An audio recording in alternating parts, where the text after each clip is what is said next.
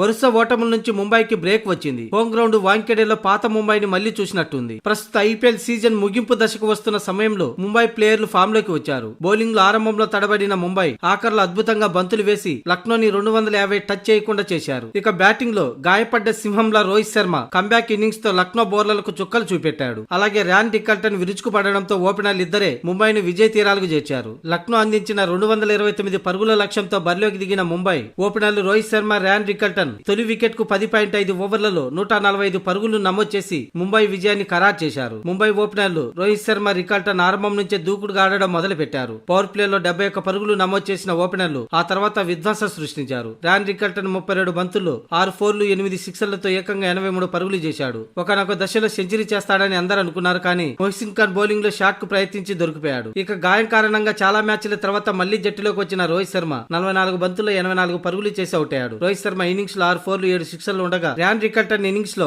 6 ఫోర్లు 8 సిక్స్లు ఉన్నాయి. రోహిత్ అవుట్ అయ్యే సమయానికి ముంబై 14 ఓవర్లలో 2 వికెట్ల నష్టానికి 177 పరుగులు చేసింది. ఓపెనర్లు ఇద్దరు అవుట్ అయిన తర్వాత ఫామ్ ను నమందిర్ కొనసాగించాడు. తిలక్ వర్మ ఫస్ట్ డౌన్ లో వచ్చినా పెద్దగా రాణించలేకపోయాడు. ఇక సెకండ్ డౌన్ లో వచ్చిన సూర్యకుమార్ యాదవ్ కూడా 12 పరుగులే చేసి అవుట్ అయ్యాడు. ఇలా వికెట్లు పడుతున్న నమందిర్ 12 బంతులు 23 పరుగులు చేసి మ్యాచ్ విజయంలో తన వంతు పాత్ర పోషించాడు. విల్ జాక్స్ విన్నింగ్ షాట్ ఆడడంతో 18.4 ఓవర్లలోనే 229 పరుగుల లక్ష్యాన్ని ఛేదించి ఈ సీజన్ లో 3వ విజయాన్ని నమోదు చేసింది ముంబై ఇండియన్స్. ఇక అంతకుముందు టాస్ ఓడిపోయి ముందుగా బ్యాటింగ్ చేసిన లక్నో సూపర్ జైంట్స్ 5 వికెట్లు కోల్పోయి 228 పరుగులు చేసింది. ఓపెనర్ జోస్ ఇంగ్లీష్ 13 పరుగులకే తొలి వికెట్ ను కోల్పోగా ఆ తర్వాత Mitchell Marsh, Nicholas Pooran Akash మహద్గా చెలరేగిపోయారు. ఈ ఇద్దరు రెండో వికెట్ కు ఏకంగా 97 పరుగులు జోడించారు. అంతేకాదు ఈ సీజన్ అశాంతం నిరాశపరిచిన నికోలస్ పూరన్ ఈ మ్యాచ్ లో మాత్రం పిచ్చకొట్టుడు కొట్టాడు. సిక్సర్ల సునామీ చూపించాడు. కేవలం 21 బంతులు 1 ఫోర్ 8 సిక్స్లతో 63 పరుగులతో 300 స్ట్రైక్ రేట్ తో అదరగొట్టాడు. అయితే కీలక సమయంలో కార్బన్ బోస్ బౌలింగ్ లో అవుట్ అయ్యాడు. ఇక మిచెల్ మార్ష్ 44 పరుగులు చేసి తాను అవుట్ అయ్యాక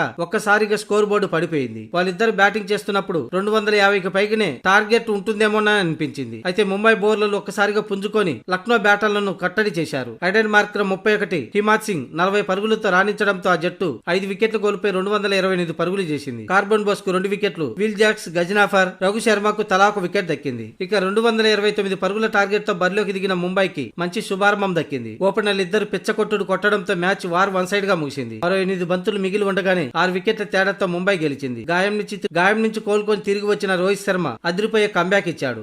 వస్తూనే తన ముంబై టీం ని గెలిపించాడు. ఇకపోతే ఈ మ్యాచ్ కి రెగ్యులర్ కెప్టెన్ హార్దిక్ పాండ్యాను తప్పించి సూర్యకుమార్ యాదవ్ కు కెప్టెన్సీ బాధ్యతలు అప్పచెప్పారు. దీంతో ముంబై ఇండియన్స్ 3వ విజయాన్ని నమోదు చేసి 6 పాయింట్లతో 9వ స్థానంలోనే కొనసాగుతుండగా ఇక ఈ మ్యాచ్ ఓడిన లక్నో సూపర్ జైంట్స్ ఐపీఎల్ నుంచి ఎలిమినేట్ అయింది.